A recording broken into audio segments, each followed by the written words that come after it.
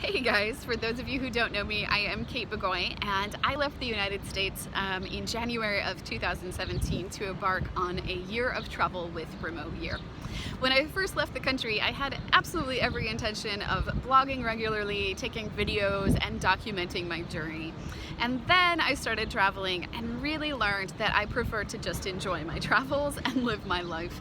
And I kind of let it slip what was happening with me. And now, fast forward to 13 months later, and people are starting to take note of the fact that I have been gone for a year and I've changed my entire career. It's kind of funny what happens when you disappear from the spotlight for a little while. Anyway, I am popping in here today to start answering some of the questions that have been popping up. So the first question that I want to address is the most common, and that is, how did you get started on this crazy remote life? If you've not been in my life, then what that means is, how did you leave the country? How did you end up selling your house and all of your stuff? How is it that you have visited 17 countries in the last 12 months while running a business? And the short answer is that I made a decision and I prioritized it. Like, it's really simple, guys. If you want to change your life, make a decision and commit to making it happen, and then do the work. Like, it's not that hard. You don't have to know everything.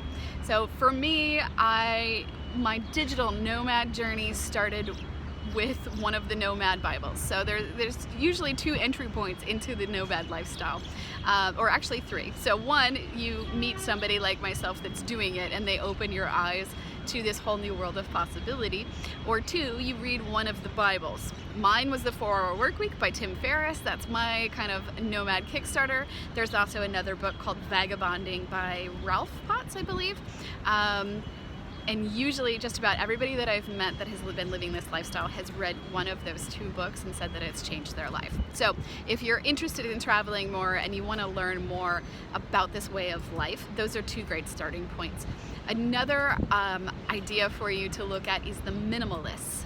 These are two guys who slowly started to minimalize their lifestyle. You know, I believe one of them was a high-end corporate marketer or banker, and just realized how unhappy he was, you know, keeping up with the Joneses. And that's certainly part of my story. You know, about 10 years ago, I was living in Portland, Oregon, and I was working for a really amazing company, and I had a job that most people would consider a dream job, and I just hated my life. You know, I had a nice car, I had a lovely home, I had great friends, but I was just miserable inside because it just wasn't a fit for me.